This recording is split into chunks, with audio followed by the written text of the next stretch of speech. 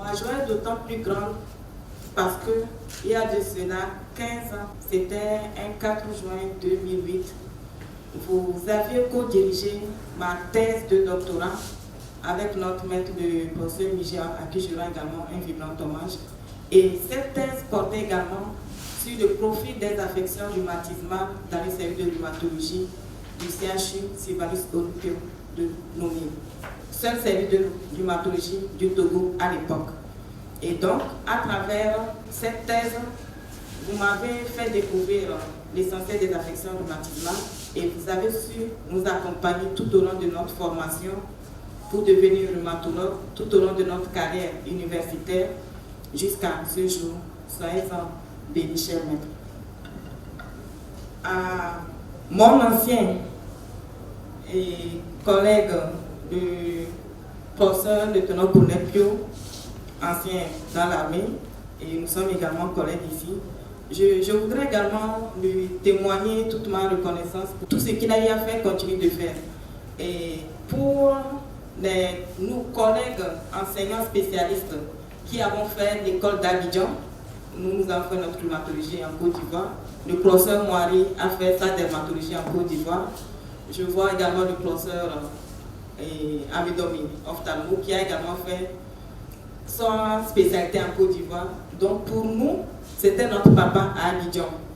Et à partir de cet instant, nos liens qui étaient déjà forts à l'école de service de santé des armées de Lomé se sont davantage resserrés jusqu'à ce qu'ils nous rejoignent ici en 2019 à Kara, où, comme on a si bien dit, ils coordonnent les activités des urgences médico-chirurgicales du CHU Kara. Surtout avec la création de l'unité des soins intensifs cardio dénommée USIC, où nous sommes toujours certains d'avoir des soins de qualité lorsque les patients arrivent en détresse. Merci, professeur, pour tout ce que vous faites pour nous, pour la population et pour les étudiants. Et au professeur lieutenant-colonel Moari Touré, médecin chef du centre médical des armées, le professeur Pio l'a déjà dit, en plus des activités médicales, militaires qu'il mène, il arrive quand même à se dégager pour s'occuper des populations civiles à travers son service de dermatologie au CHU Kara. Et également, il assume ses charges à travers l'encadrement de nos étudiants. Et nous sommes toujours ensemble, on se croise tout le temps, nos bureaux sont côte à côte, même si parfois on peut faire des jours sans se voir, activités oblige.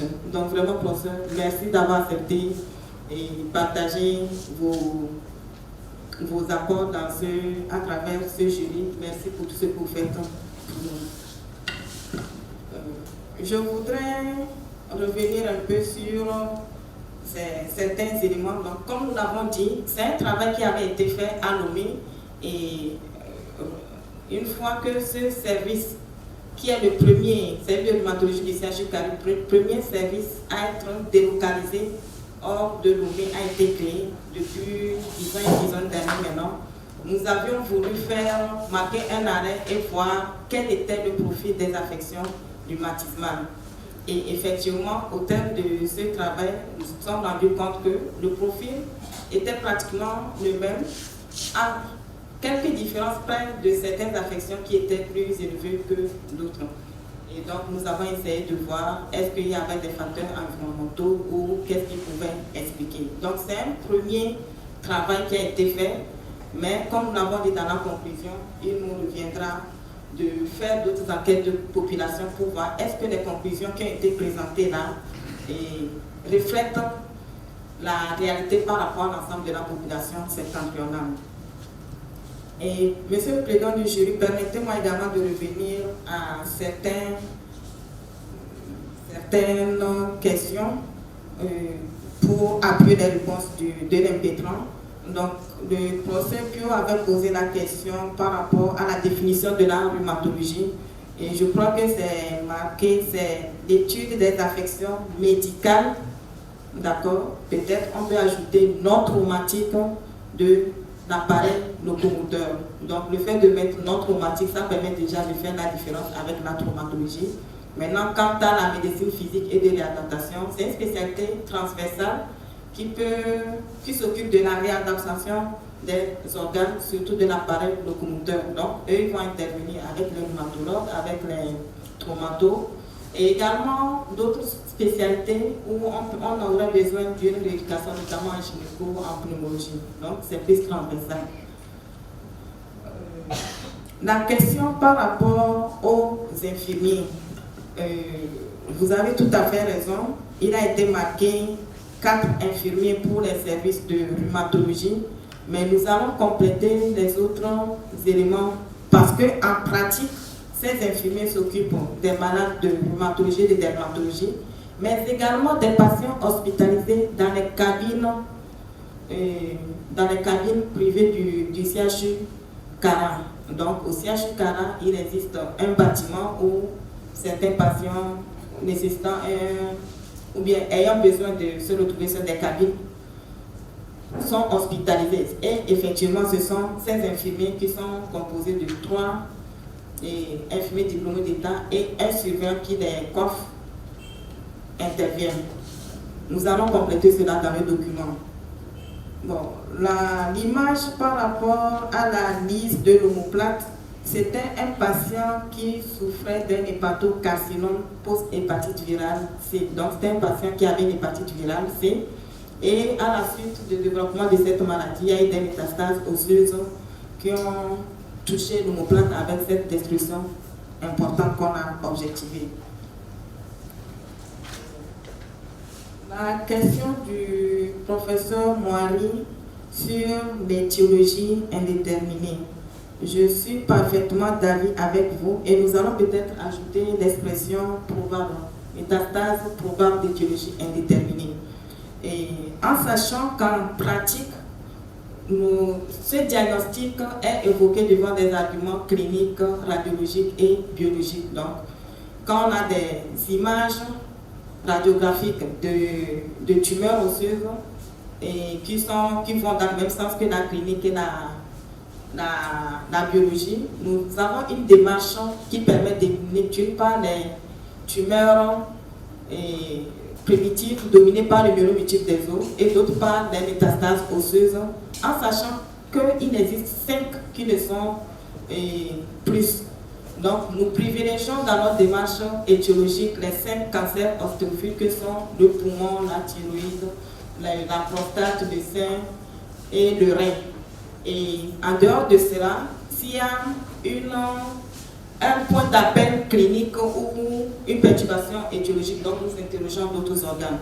Et donc, ces cas d'étiologie déterminés, on se dit que si nous étions dans des conditions où on avait plus de moyens d'interroger d'autres organes, notamment la biopsie osseuse avec la lampate, peut-être que cet effectif serait réduit, raison pour laquelle nous avons formulé le vœu d'améliorer le plateau du CHU Canal.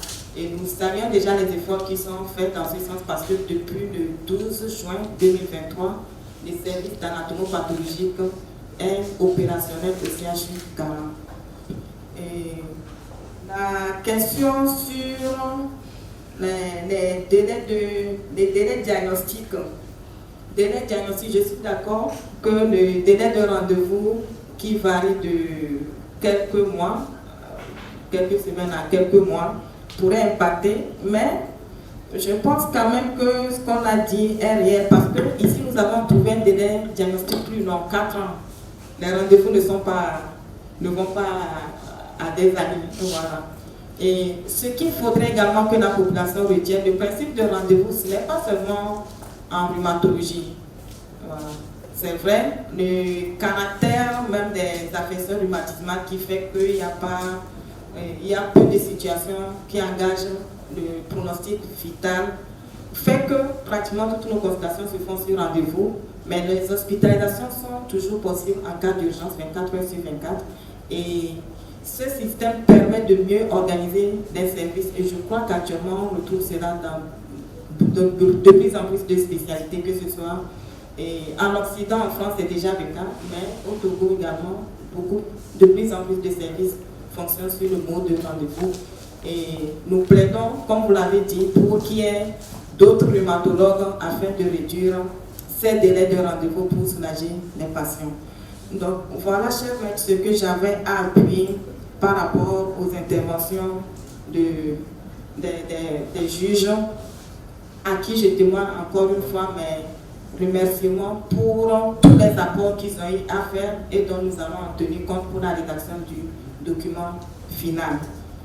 Et si ce document ou ce travail venait d'être accepté, je voudrais à mon tour souhaiter une bonne carrière professionnelle à M. Kocholipe, que je connais depuis son entrée en médecine, à la fac de médecine, ici à Kara. Donc je lui souhaite une belle carrière professionnelle, une belle vie familiale. Et j'espère que après ce travail, notre contrat va tenir par rapport à la spécialité. Je vous remercie.